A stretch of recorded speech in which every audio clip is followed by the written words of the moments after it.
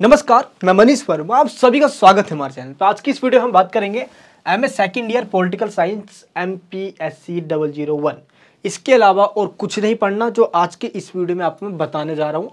Time बहुत कम था और दोस्त मैं एक अकेला साल BA की क्लासेस, प्रोग्राम की, ऑनर्स की, और आपको पता है कि एक नहीं 25 सब्जेक्ट एक ही दिन में मुझे क्लास लेनी हो रही थी। लेकिन क्या करूँ यार, इसी बीच MA के स्टूडेंट्स भी रह रहे थे और आप सबसे मुझे बहुत लगाव है। इसलिए अब जब मैं आपको करवाने जा रहा हूँ, अब इसको आप ठीक से समझना। 1-2 दिन बहुत होता है एक सब्जेक्ट के ऊपर, इतने टफ सब्जेक्ट नहीं है, बहुत ईजी सब्जेक्ट है। तो इस बुक के नाम से ही पहले हम पता लगाते हैं कि इसमें हम पढ़ने क्या वाले हैं। India and the world, Bharat और विश्व, यानी कि भारत का दूसरे देशों के साथ कैसे संबंध है, या इंडिया ने अपने कैसे संबंध बना रखे हैं, या इंडिया को किन बातों को ध्यान में रखते हुए दूसरे देशों के साथ रिलेशंस बनाना चाहिए। तो इसी टॉपिक पे हम इस पूरे बुक के अंदर बात करने वाले हैं।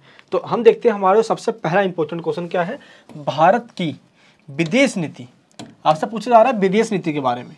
भारत की जो विदेश नीति यानी कि फॉरेन पॉलिसी है, इसके मेन फीचर्स बताइए, यानी कि what are the salient features of India's foreign policy. और फॉरेन पॉलिसी के फीचर्स बताने से पहले आपको यह पता होना चाहिए कि फॉरेन पॉलिसी कहते किसे हैं। सबसे पहले हम ये ध्यान रखते हैं कि 1947 से पहले का जो टाइम पीरियड था, इस टाइम पे भारत की फॉरेन पॉलिसी ब्रिटिश यानी कि अंग्रेजों के द्वारा बनाई जा रही थी। 1947 के बाद इंडिया इंडिपेंडेंट हो गया और इंडिया के द्वारा सारी पॉलिसी बनाई जाने लग गई। फॉरेन पॉलिसी उस पॉलिसी को कहा जाता है जब कोई एक कंट्री दूसरे कंट्री के साथ रिलेशन बनाने के टाइम देखता है। दैट मीन्स फॉरेन पॉलिसी उस पॉलिसी को कहा जाता है जो एक कंट्री एक पॉलिसीज बनाता है कि हम इन सिद्धांतों पे या हम इन प्रिंसिपल पे चलेंगे और इस प्रिंसिपल के अकॉर्डिंग जिस कंट्री से हमारी बनती है उससे रिलेशन बनाएंगे, अदरवाइज छोड़ देंगे। भाई आप खुद देखिए, 1947 से पहले हो या बाद में हो, हमारे रिलेशन USSR से बहुत अच्छे चल रहे थे, बहुत अच्छा मित्र था हमारा। लेकिन ऐसा नहीं कि USA से हमने अपनी दुश्मनी ले ली, लेकिन USA ने भी हमें धोखा दिया है। अब खुद देखिए 1965 के वॉर के टाइम पे पाकिस्तान के इसने साथ दिया। तो USA से और USSR से हम दोनों से ही मिलकर रहना चाहते थे, लेकिन USSR हमारा एक अच्छा दोस्त रहा, लेकिन हम सोशलिस्ट नहीं थे, हमारी तो मिक्स्ड इकोनॉमी थी। कोल्ड वॉर में हम दोनों में से किसी भी ग्रुप में शामिल नहीं हुए, और कोल्ड वॉर आपको पता है कि 1945 से कोल्ड वॉर स्टार्ट हो चुका था, और ये दोनों चाहते थे कि इंडिया को हम अपने ग्रुप में शामिल कर लें। बट इंडिया अगर किसी एक ग्रुप में शामिल होता तो दूसरे से दुश्मनी लेनी पड़ जाती। इसलिए इंडिया ने क्या चुना, NAM, that means non alliance movement, यानी कि भारत ने यह कहा कि हम किसी ग्रुप में शामिल नहीं होंगे, हम दोनों से ही फायदा लेंगे, या हम जो गलत कर रहा है उसको गलत कहेंगे, जो सही कर रहा है उसको सही कहेंगे। और कोल्ड वॉर की ये जो वॉर है ना, इस कंडीशन को कम से कम मिनिमम करने की पूरी कोशिश करेंगे। इंडिया के साथ लगभग 5 कंट्री ने मिलकर इसकी शुरुआत करी, और देखते ही देखते आज इसके अंदर 120 कंट्री शामिल हैं। तो नेम यानी कि गुट, निरपेक्ष संतुलन, गुटों से अलग रहते हुए दोनों महाशक्तियों से अपनी सहयोग या हेल्प, इकोनॉमिक हेल्प लेते हुए दोनों का क्रिटिसाइज करना, अगर वो कभी गलत भी कर दे तो। अब कभी गलत कैसे कर दे, जैसे हम देखते हैं कि जब USA ने इराक पर अटैक कर दिया, सिर्फ ये कहते हैं कि वो ऐसे हथियार बना रहा है जिससे दुनिया को खतरा है, लेकिन मेन मकसद तेल था। हमने इराक की क्रिटिसाइज करी। जब USSR ने 1979 पे अफगानिस्तान के ऊपर अटैक किया तो हमने USSR की भी क्रिटिसाइज किया। ऐसा नहीं है कि हम USSR के बिल्कुल पक्ष में ही बोलेंगे अगर अच्छा दोस्त है। हाँ, दोस्त अच्छा है लेकिन वो गलत कर रहा है तो हम उसको क्रिटिसाइज करेंगे। यही हमारी फॉरेन पॉलिसी रही है। तो फॉरेन पॉलिसी का जो सबसे मेन जो पार्ट है वो क्या है, name, that means Non Aligned Movement. तो इस तरीके से ये हमारा एक बैकग्राउंड था जिसमें हमने ये समझा कि 1947 से पहले हमारी जो पॉलिसी थी वो अंग्रेज बना रहे थे, क्योंकि हम गुलाम थे, इसलिए भारत को ब्रिटिश स्टेट कहा जाता था। 1947 के बाद भारत को एक नेशन स्टेट कहा जाने लग गया, और नेशन स्टेट का मतलब क्या होता है, जो एक कंट्री इंडिपेंडेंट हो और उस कंट्री के जो भी डिसीजन है वो इंटरेस्ट को देखते हुए लिया जा रहा हो, जो उस देश के इंटरेस्ट है, डेट मीन जो जनता की ज़रूरतें हैं। और इस तरीके से हम एक इंडिपेंडेंट कंट्री बन गए। और इसका मतलब ये हुआ कि अब इंडिया अपने आप में आज़ाद है अपने कानूनों को बनाने के लिए, चाहे इंटरनल मामलों में या एक्सटर्नल मामलों में। हमारे ऊपर किसी का दबाव नहीं है, इसलिए हमें कहा गया नेशन स्टेट। चलिए अब हम टॉपिक को स्टार्ट करते हैं। पहले समझते हैं कि फॉरेन पॉलिसी का मतलब तो हमने देख लिया, जब कोई एक कंट्री दूसरे कंट्री के साथ रिलेशन बनाता है तो हम उसको विदेश नीति के ही अकॉर्डिंग बनाते हैं। आप जरा खुद देखिए, आपको मैं एग्जांपल देता हूँ।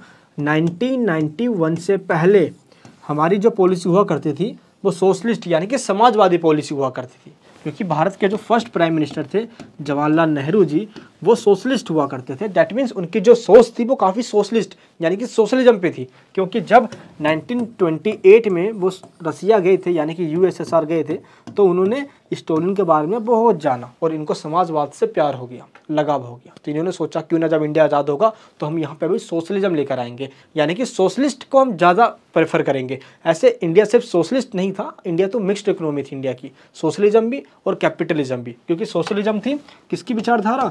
सोशलिज्म थी यूएसएसआर की विचारधारा यानी कि आइडियोलॉजी, जिसको चाहता था यूएसएसआर पूरी दुनिया में फैलाना। और यूएसए की जो आइडियोलॉजी थी वो क्या थी? कैपिटलिज्म। यूएसए भी चाहता था पूरी दुनिया में कैपिटलिज्म स्प्रेड करना। इसी चीज़ को लेकर कोल्ड वॉर हुआ। दोनों चाहते थे अपनी आइडियोलॉजी के अकॉर्डिंग सभी देशों को बना देना। भाई तू अपना ले कैपिटलिज्म, यूएसएसआर कहता कि नहीं भाई तू अपना ले सोशलिज्म, ये बेहतर है। और दोनों में इसी आइडियोलॉजी की जो वॉर थी इसको कोल्ड वॉर कहा गया। ये ऐसा वॉर नहीं जो युद्ध बारूद गोले बंदूक से हुआ हो, ये थी एक आइडियोलॉजिकल वॉर जिसमें आइडियोलॉजी को स्प्रेड करना है अपनी। तो इस तरीके से कोल्ड वॉर हुआ। भारत किसी में शामिल हुआ नहीं। इंडिया के पहले जब प्रधानमंत्री जवाहरलाल नेहरू बने तो उनको ये लगा कि हम इसको सोशलिज्म बना देते हैं। इसलिए भारत की जो पॉलिसी रही है स्टार्टिंग में वो सब कुछ स्टेट कंट्रोल रही है, यानी जितने भी उद्योग धंधे होते हैं, इंडस्ट्री, बैंक, जितने भी प्रोडक्शन होगा, उनका प्राइस क्या होगा, ये सब कुछ स्टेट के द्वारा डिसाइड किया जाता है। डैट मीन्स सोशलिज्म का मतलब, समाजवाद का मतलब स्टेट कंट्रोल। इसलिए ज़्यादातर जो भारत की पॉलिसीज हुआ करती थी या सेक्टर हुआ करते थे, इंडस्ट्री हुआ करती थी, वो स्टेट के पास हुआ करता था। और भारत ने कुछ गिने चुने सेक्टर को प्राइवेट में दिया था, बट मेनली हमारी 95% जो इंडस्ट्री थी वो गवर्नमेंट के हाथों में थी। तो इस तरीके से हमने ये देखा हमारी स्टार्टिंग की पॉलिसी इसी वजह से सोशलिज्म की थी, क्योंकि इंडिया के फर्स्ट प्राइम मिनिस्टर भी अफेक्टेड थे। तो इंडिया के जो पहले प्रधानमंत्री थे नेहरू जी, ये सोशलिज्म को ज़्यादा मानते थे। तो इसलिए हमारी जो दोस्ती थी वो यूएसएसआर से भी काफ़ी अच्छी थी। और हो भी क्यों ना भाई, 1995 के वॉर में इसने हमारा साथ दिया, 1962 के टाइम जो चाइना से वॉर हुआ था उस टाइम इसने हमारा साथ दिया, 1971 के वॉर के टाइम इसने हमारा साथ दिया, हमेशा इसने साथ दिया है हमारा। तो अच्छा दोस्त तो भाई हम उसका तो थोड़ा ख्याल रखेंगे ही रखेंगे। अब जब रसिया और यूक्रेन पर अटैक हुआ अभी हम पीछे हटे भाई। हम अगर रसिया को गलत कह देंगे तो हम इस टाइम को भूल गए क्या? ऐसा नहीं कर सकता भाई, गद्दारी हमारे खून में नहीं है, हमने न्यूट्रल है, हमने कुछ कहा ही नहीं भाई, ठीक है। अब जरा खुद देखिए 1991 तक तो यूएसएसआर हमारा अच्छा दोस्त रहा, लेकिन जैसे ही 1991 में यूएसएसआर का डिसइंटीग्रेशन हुआ, यूएसएसआर टूट गया, उसके बाद भाई मज़ा नहीं आ रहा। यूएसएसआर के दोस्ती थोड़ी सी अब कम करनी पड़ेगी है, हमें अपने देश के लोगों को भी देखना है। और उसके बाद हमने यूएसए के साथ अपनी फॉरेन पॉलिसी चेंज कर दी। अब हमने यूएसए को अपना अच्छा मित्र बनाया। क्यों? क्योंकि हमने 1991 में ही क्या अपनाया था? एलपीजी अपनाया था। एलपीजी का मतलब लिबरलाइजेशन, उदारीकरण, प्राइवेटाइजेशन, निजीकरण, ग्लोबलाइजेशन, एक देश की इकोनॉमी को दूसरे देश के साथ जोड़ दो। 1991 से पहले अगर कोई कंपनी भारत में आएगा तो उसको लाइसेंस लेना पड़ेगा। क्यों? क्योंकि भारत के अंदर socialism, that means state control economy है। अब यहाँ पे बिना परमिशन के आप कुछ खोल ही नहीं सकते थे, इसलिए अब इसको लाइसेंस राज को खत्म कर दिया है। क्या? अब कुंडी मत खटखटाओ और सीधे अंदर आओ। डैट मीन्स अब आपको लाइसेंस नहीं लेना, सीधे आके भारत में कोई भी कंपनी लगा सकते हो, खोल सकते हो, यानी कि अब जो रेस्ट्रिक्शन था उसको हटा दिया गया। इस तरीके से 1991 के बाद हमने अपनी जो रिलेशन है वो यूएसए के साथ ठीक करी। और 1991 से पहले यूएसएसआर के साथ हमारी संबंध सही चल रहे थे, बट यूएसएसआर टूट गया और आज वो रसिया के नाम से जाना जाता है। तो ये चीज़ हमने यहाँ पे देखा। अब हम ये देखते हैं कि विदेश नीति की मुख्य विशेषता क्या है भारत की। तो भारत की फॉरेन पॉलिसी क्या रही है 1947 से लेकर अब तक, और इसी फॉरेन पॉलिसी के बेस पे हम किसी दूसरे कंट्री के साथ रिलेशन बनाते हैं।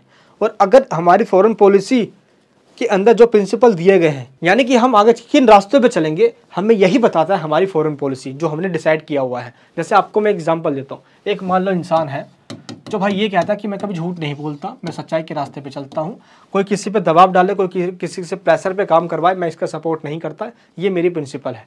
तो ये ऐसे ही इंसान से दोस्ती बनाएगा जिससे इसका फ़ायदा हो रहा हो, और कहीं ना कहीं जो इसकी प्रिंसिपल है वो कहीं ना कहीं इस कंट्री के साथ भी कुछ तो मैच खा रहा हूँ, है ना। अब ऐसा ना है कि भाई ये बहुत शांति वाला बंदा, ये आतंकवादी बंदा निकल गया तो दोस्ती बना लेगा तो कैसे काम चलेगा? ये कहीं इसको पील तो भाई आगे चल के तो है। तो ये उसी से दोस्ती बनाएगा जिससे लगता है कि हाँ इससे हमारा फ़ायदा है, ये आएगा मेरे साथ, मुझे कुछ फ़ायदा देगा। तो एक इंसान से मिलकर तो देश बना हुआ है भाई। तो एक देश भी यही सोचता है, हम अपने रिलेशन उसी के साथ बनाते हैं जिससे हमारा बेनिफिट हो रहा होता है। जिस दिन बेनिफिट खत्म, रिलेशन खत्म हो जाता है। यूएसएसआर से भाई इतना फ़ायदा नहीं दिख रहा था तो हम यूएसए पे आ गए। देखो इंटरनेशनल रिलेशन के अंदर कोई भी आपका ज़िंदगी भर के लिए दुश्मन नहीं है। जो आपका दोस्त है कल वो दुश्मन में भी बदल सकता है, और जो आज आपका दुश्मन है कल आपका वो दोस्त भी हो सकता है, क्योंकि यहाँ पे कोई फिक्स नहीं है। अब हम बात करते हैं मेन फीचर्स की। चलिए एक एक करके मैं आपको फीचर समझाता हूँ। हमारी फॉरेन पॉलिसी का एक बहुत इंपॉर्टेंट पार्ट है गुट निरपेक्षता की नीति, नॉन अलाइंस्ड मूवमेंट जो हमने स्टार्ट किया था, हुआ ये कि हम दोनों ही गुट में से किसी गुट में शामिल नहीं होना चाहते थे, क्योंकि भारत को आज़ादी 1947 में मिली और कोल्ड वॉर 1945 में ही स्टार्ट हो गया था। तो हम अभी नए नए आज़ाद हुए थे, अगर हम किसी एक गुट में भी शामिल हो जाते तो दो जाहिर से बात है कि हमें उस ग्रुप की बात माननी पड़ती, और जो हमारी नई नई आज़ादी मिली थी वो कब गुलामी में बदल जाती हमें पता भी नहीं चलता। तो हम दोबारा गुलाम नहीं होना चाहते थे। हमारी हालत इस टाइम बहुत ख़राब थी। जो हमारे पास इकोनॉमिक जो भी रिसोर्सेज है या जो नेचुरल रिसोर्सेज है उनका वो दोहन करते, मिसयूज़ कर लेते। हम नहीं चाहते थे किसी ग्रुप में शामिल होना।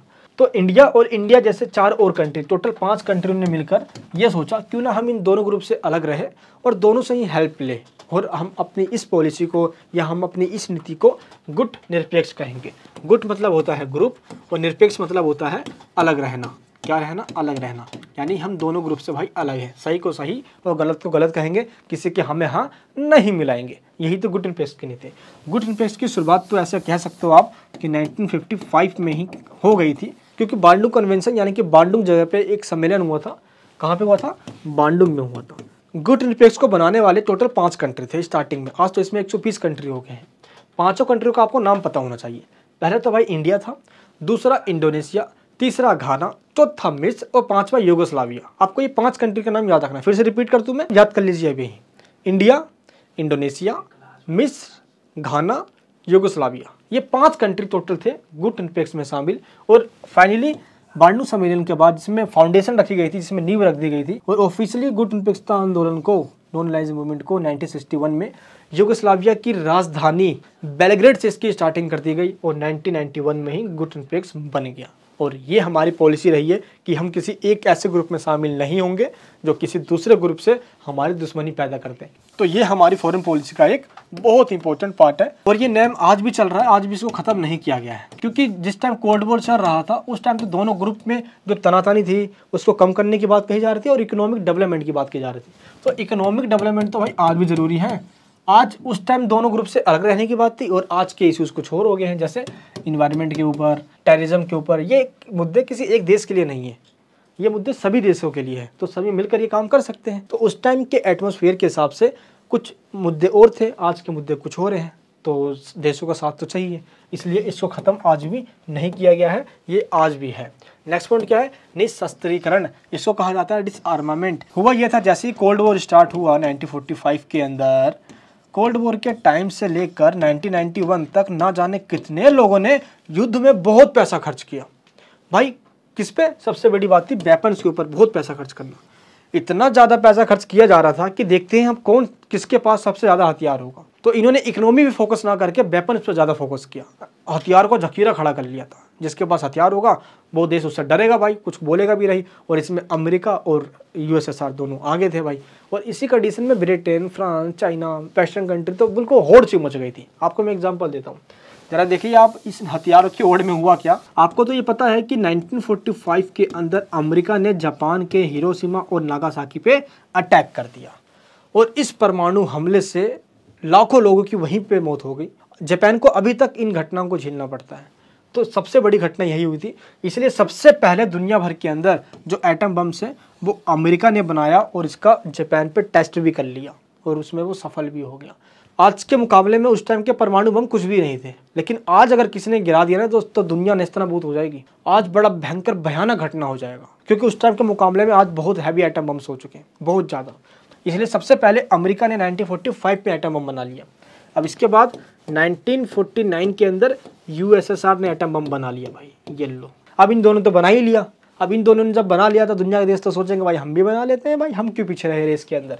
अब इसके बाद 1954 के अंदर ब्रिटेन ने भी बना लिया।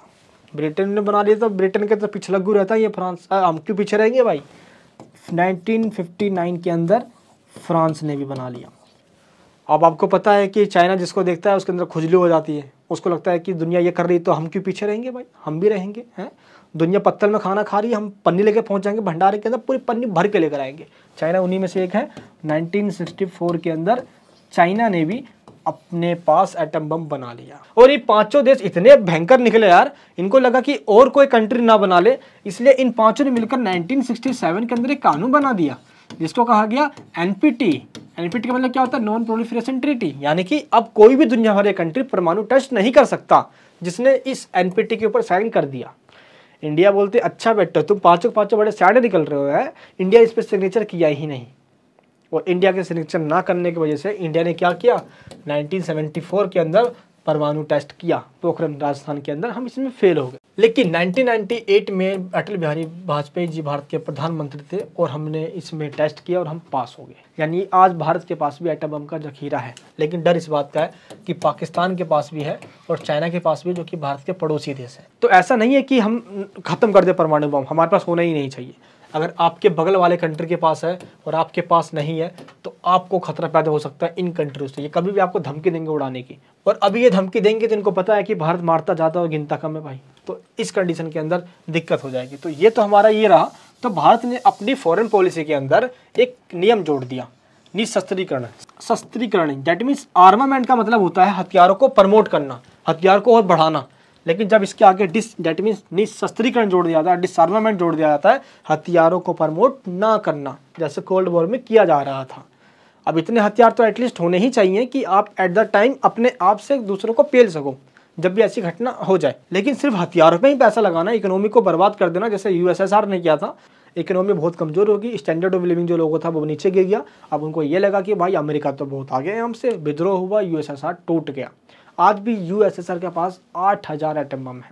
अमेरिका भी कम नहीं है दोस्त, आज भी अमेरिका के पास 5800 एटम बम है। और आज भी इंडिया से ज़्यादा एटम बम तो पाकिस्तान के पास है, वो भी हथियारों पे पैसा खर्च कर रहा है। अब कटोरा लेकर भीख मांगने की नौबत उसके पास आ गई है भाई। अब ज़्यादा हथियारों पे पैसा खर्च करेगा तो इंडिया की सूझबूझ बिल्कुल अलग है। हम डिफेंस में, हेल्थ में कोई कॉम्प्रोमाइज़ नहीं करते हैं। आज इंडियन गवर्नमेंट के जो फॉरेन पॉलिसी है सबसे सफल पॉलिसी में एक मानी जाती है। और इंडिया में मोदी गवर्नमेंट ने, चाहे किसी और सेक्टर में कुछ कमी रही भी हो, लेकिन फॉरेन पॉलिसी या इंटरनेशनल रिलेशन में कोई कमी नहीं रही है, क्योंकि मोदी जी रहते हैं हमेशा फ्लैट मोड पे है, तो संबंध तो बेहतर बनेंगे ही बनेंगे। तो भारत की जो फॉरेन पॉलिसी है इसका इंपॉर्टेंट पार्ट है निशस्त्रीकरण, यानी कि हथियारों को प्रमोट ना करना, वेपन्स को प्रमोट ना करना, शांति में विश्वास रखना। इसलिए भारत ने सह अस्तित्व यानी कि को एग्जिस्टेंस और पंचशील का सिद्धांत दिया। सह अस्तित्व का मतलब क्या होता है? अपनी एग्जिस्टेंस के लिए दूसरे के साथ ऐसा रिलेशन बनाना ताकि आपकी एग्जिस्टेंस पे कोई खतरा ना हो।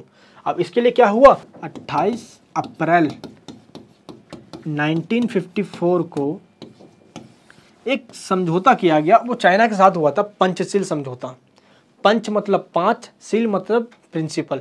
ऐसे प्रिंसिपल जो कि 5 प्रिंसिपल है और इंडिया और चाइना के बीच में हुआ, बट इंडिया ने इसको अपने फॉरेन पॉलिसी का पार्ट बना लिया और ये कहा गया कि अब पंचशील सिद्धांत पे ही हम चलने वाले हैं, यानी कि हमारी जो पॉलिसी है वो पंचशील की है।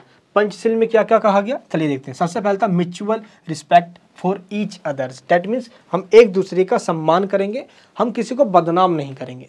भारत ने इसको सही से अपनाया, लेकिन चाइना बाज नहीं आया। वो सीज फायर करते रहता है, कभी लद्दाख के अंदर आ जाता है, कभी उधर नॉर्थ ईस्ट कंट्री के अंदर अशांति फैलाने का काम करता है, भूमि कब्जे में ले लेता है। उसकी तो बात ये लगे भाई, विस्तारवाद की नीति और चाइना आज दुनिया के लिए जो खतरा है, फादर ऑफ कोरोना, भाई भूल मत जाना है इसको यार, बड़ा भयंकर कंट्री है। बट म्यूचुअल रिस्पेक्ट की हमने बात करी है अपने फॉरेन पॉलिसी के अंदर, पंचशील सिद्धांत का पहला प्रिंसिपल। सेकंड प्रिंसिपल क्या है, म्यूचुअल नॉन इंटरफेरेंस, यानी कि एक कंट्री के किसी इंटरनल मामले में इंटरफेयर नहीं किया जाएगा, चाहे वो इंडिया का मामला हो चाहे किसी और देश का मामला हो। इसलिए हमेशा इंडिया चिक के कहता है कि जम्मू एंड कश्मीर का हमारा इंटरनल मामला है, यूएनओ या अमेरिका या कोई और कंट्रीज में अपनी ज्ञान ना झाड़े, हम खुद इसको समझ लेंगे, हम खुद इससे निपट लेंगे। जब भी ऐसा मुद्दा उठता है, कभी अमेरिका कुछ बोल भी देता है तो हम उसको शांत कर देते हैं, भाई हमारा इंटरनल मामला है, इसमें ज्ञान मत झाड़ अपनी, हम खुद समझ लेंगे। थर्ड पॉइंट का इक्वल एंड म्यूचुअल बेनिफिट, देखो हम ऐसा काम करेंगे जिसमें समानता का भाव रहे और दोनों को ही फायदा हो। ऐसा बिल्कुल ना हो कि हम जो काम कर रहे हैं उससे दूसरे कंट्री को हार्म पहुंचे। तो चाइना इसको कहाँ फॉलो कर रहा है यार, ताइवान में देख लो या हांगकांग में देख लो, सर का दर्द बना पड़ा है वो। और पॉइंट क्या है, mutual non aggregation, that means हम किसी पे पहले अटैक नहीं करेंगे, हमारी फॉरेन पॉलिसी का पार्ट भी है। और दूसरी बात ये है, प्यार और प्रेम की भाषा से ही समझाएंगे जब तक वो समझ सकता है। एंड फिफ्थ पॉइंट क्या है, पीसफुल को एग्जिस्टेंस, यानी कि शांतिपूर्वक सह अस्तित्व के साथ दूसरे देशों के साथ संबंध बनाना। हम बुद्ध और गांधी की कंट्री, हम शांति की बात करते हैं, शांति की बात नहीं करते। तो ये हमारे पास था थर्ड पॉइंट। फोर्थ पॉइंट क्या है, अंतर्राष्ट्रीय सद्भाव, सहयोग एवं मित्रता। हम एक कंट्री के साथ ऐसे रिलेशन बनाएंगे जिससे कि सद्भाव, दैट मीन्स हार्मनी, कोऑपरेशन और फ्रेंडशिप दोनों ही बढ़े। इसलिए देखोगे आप तो दुनिया भर के देशों के साथ भारत के बहुत अच्छे रिलेशन हैं। पाकिस्तान और चाइना को हम छोड़ दे तो दुनिया के सभी देशों के साथ कहीं ना कहीं हमारे बहुत अच्छे रिलेशन है। ऐसा कोई देश नहीं जो हमसे नाराज रहता हूँ। मोदी जी कहीं जाते हैं तो बहुत अच्छे से स्वागत किया जाता है। इवन जो वहाँ के राष्ट्र अध्यक्ष होते हैं, चाहे प्राइम मिनिस्टर हो या प्रेसिडेंट हो, तो मोदी जी को वो खुद एयरपोर्ट पे लेने आ रहे होते हैं भाई, तो यहाँ पे सम्मान दिख रहा होता है कि बहुत अच्छी बात है। एंड मोदी जी का बहुत अच्छे तरीके से वहाँ पे वेलकम यानी कि स्वागत भी किया जाता है। तो ये हमारी सफर फॉरेन पॉलिसी है भाई, जिसकी वजह से हमें ये सम्मान मिल पाता है इस टाइम। क्योंकि देखो, जब भी कोई भी देश का प्रधानमंत्री आता है नया, उसकी फॉरेन पॉलिसी अलग होती है। मनमोहन सिंह की अलग थी तो मोदी जी की अलग है। अमेरिका में बाइडेन से पहले डोनाल्ड ट्रंप की सरकार थी तो उनकी फॉरेन पॉलिसी अलग थी। बाइडेन की सरकार, इनकी फॉरेन पॉलिसी अलग है। यानी कि किस कंट्री के साथ रिलेशन बनाना है, किस रास्ते पर चल के बनाना है, ये सब कुछ एक देश के जो शासक हैं, विदेश मंत्री हो गए, प्राइम मिनिस्टर हो गए, यही डिसाइड करते हैं। बट कुछ ऐसे प्रिंसिपल होता है जो फिक्स ही होता है उस कंट्री के लिए। जैसे कि हमारे लिए ये सारी चीज़ें फिक्स है, आज़ादी के टाइम से हमने ये फिक्स करा हुआ है क्योंकि हमने ये सब देखा है, तो ये जहन में है हमारे। 5th पॉइंट क्या है? साधनों की शुद्धता पर आधारित। यानी कि हमारा जो गोल है, गोल क्या है? मान लो कि हम शांति चाहते हैं, या मान लो हम चाहते हैं यूएनओ का परमानेंट मेंबर बनना, तो हमने इसके लिए जो साधन अपनाया है वो कभी भी हमने मार काट युद्ध ये सब हमने कभी नहीं किया। हम हमेशा शांति प्रिय देश है और शांति की बात करते हुए हम यूएनओ का परमानेंट मेंबर ही बनना चाहते हैं और दुनिया भर के अंदर विकास या इन्वायरमेंट की बात करते हैं। यानी कि हमारी अपनी पहचान है और ये सब हम करते हैं साधन की शुद्धता के साथ। तो जो हमने गोल सेट किया हुआ है, उस गोल को प्राप्त करने के लिए जो हमारा साधन है वो बिल्कुल सही है, वो गलत नहीं है। इसलिए हमारा जो भी तरीका होता है वो हमेशा सही होता है। हम अपने देश के इंटरेस्ट को देखते हुए आगे काम करते हैं। 6th पॉइंट क्या है? रंग भेद का विरोध। देखो, अंग्रेजों का टाइम पे हमने देखा था कहीं ना कहीं काले गोरे में उन्होंने भेदभाव किया, और साउथ अफ्रीका की जो ये बात है, अफरतैट की बात है, ये कहीं ना कहीं हमारे देश के अंदर भी आई गई थी। वो कालों को कुछ समझते नहीं थे, वो कहते थे अनसिविलाइज्ड है, इनको सिविलाइज्ड बनाने के लिए हम आए हैं, जो कि बिल्कुल सरासर गलत रहा। इसलिए हमने रंग भेद का बिल्कुल विरोध किया अपने फॉरेन पॉलिसी के अंदर। जो भी कंट्री ऐसा करता है हम उसको बिल्कुल अपोज करते हैं। 7th पॉइंट क्या है? विश्व शांति में विश्वास रखते हैं हम। दुनिया भर के अंदर पीछने से पहले बुद्ध और गांधी के देश से हम शांति फैलाने आए हैं दोस्त, कभी भी शांति की बात नहीं करते। ये फॉरेन पॉलिसी का पार्ट है हमारा। 8 पॉइंट क्या है हमारा? नस्लवाद का विरोध करना। हमने रेसिज्म को बिल्कुल अपोज किया हुआ है अपनी फॉरेन पॉलिसी के अंदर। अगर कोई नस्ल के आधार पर किसी के साथ भेदभाव करता है तो हम इसका अपोज करते हैं, जैसे कि साउथ अफ्रीकन यानी कि अफ्रीकन कंट्री के अंदर देखा भी गया है। इसके बाद पॉइंट क्या है हमारा? 9th पॉइंट, आंतरिक मामलों में विदेशी हस्तक्षेप का विरोध करना। अगर इंडिया के इंटरनल मामले में वेस्टर्न कंट्री या कोई और कंट्री इंटरफेयर करता है तो हम इसका अपोज करते हैं। अगर ऐसे ही अगर वेस्टर्न कंट्री किसी और कंट्री के मामले में इंटरफेयर करता है तो भी हम इसका अपोज करते हैं। क्यों? अगर हम अभी शांत बैठ गए तो कोई हम में इंटरफेयर करेगा तो ये कंट्री भी शांत बैठा रहेगा, हमारे मामले में भी नहीं बोलेगा। इसलिए एक दूसरे के अंदर कोई भी इंटरफेयर नहीं करेगा। ये हमारा फॉरेन पॉलिसी का एक पार्ट है। 10th पॉइंट का है? राष्ट्रकुल की सदस्यता। दैट मीन्स 1947 में जब इंडिया आज़ाद हुआ तो ब्रिटेन ने जिन जिन देशों को गुलाम बनाया हुआ था उन देशों को अपने पास यानी कि एक ग्रुप बना के रखने के लिए उसने कॉमनवेल्थ नामक एक संगठन बनाया था, यानी कि राष्ट्रकुल बनाया था, ताकि इसके अंदर वो कंट्री शामिल रहे जो एक टाइम पे ब्रिटिश दैट मीन्स अंग्रेजों के गुलाम हुआ करते थे। जस्ट यूनिटी बनाए रखने के लिए, मैसेज देने के लिए। इसका मतलब ये नहीं था कि अगर इसमें शामिल हो जाएंगे अंग्रेजों का संगठन है तो हम फिर से गुलाम हो जाएंगे, इसका मतलब ये नहीं था। इसलिए नेहरू जी ने यह फैसला लिया कि हम राष्ट्रकुल सदस्यों के मेंबर बनेंगे। और इसके बनने का फायदा यह भी था कि दुनिया भर के अंदर हमने साम्राज्यवाद के अगेंस्ट में या उपनिवेशवाद के अगेंस्ट में अपनी बातें भी रखी है और अभी तक हम इसके मेंबर हैं। नेक्स्ट पॉइंट क्या है? 11वां पॉइंट, उपनिवेशवाद और साम्राज्यवाद का विरोध करते हैं हम। और कॉमनवेल्थ के अंदर हम शामिल होकर हमने यही किया है, क्योंकि ब्रिटिश ने जो किया था एक टाइम पे वो बिल्कुल गलत था और ये चीज़ हम उसको एहसास दिला सकते हैं जितने भी कंट्री उसमें शामिल हैं। तो हमने एक पार्ट बनाया अपने फॉरेन पॉलिसी का, उपनिवेशवाद और साम्राज्यवाद। उपनिवेशवाद का मतलब क्या होता है? जब कोई भी एक ताकतवर देश किसी कमज़ोर देश को गुलाम बना ले, इकोनॉमिक रूप से और कल्चरल रूप से और पॉलिटिकल रूप से, तीनों रूप से गुलाम बना ले। और साम्राज्यवाद का मतलब क्या होता है? एक ताकतवर देश किसी कमज़ोर देश को गुलाम बना ले, पॉलिटिकल रूप से, कल्चरल रूप से और इकोनॉमिक रूप से, तीनों रूप से गुलाम बना ले, और जिस कंट्री ने जिसको गुलाम बनाया है वो उस कंट्री के अंदर जाकर रहने भी लग जाए। तो अंग्रेजों ने हमको उपनिवेश भी बनाया प्लस साम्राज्य भी बना लिया, क्योंकि वो हमारे देश के अंदर आकर रहने भी लग गए थे। शिमला के अंदर, कोलकाता के अंदर आके वो रहने लग गए थे। तो इस तरीके से हमने इसका पूरा अपोज किया। यानी कि वो जब कोई ताकतवर कंट्री यानी कि कोई पावरफुल कंट्री हो किसी कमजोर देश को गुलाम बना रहा है तो ये सरासर गलत है, क्योंकि सभी इंसानों को आज़ाद ऊपर से नेचर नहीं बनाया है। तो किसी भी देश के पास ये राइट नहीं है कि वो किसी देश को गुलाम बना ले अपना, क्योंकि एक टाइम पे एशियन, अफ्रीकन और लैटिन अमेरिकन के कंट्रीज ने झेला हुआ भी है।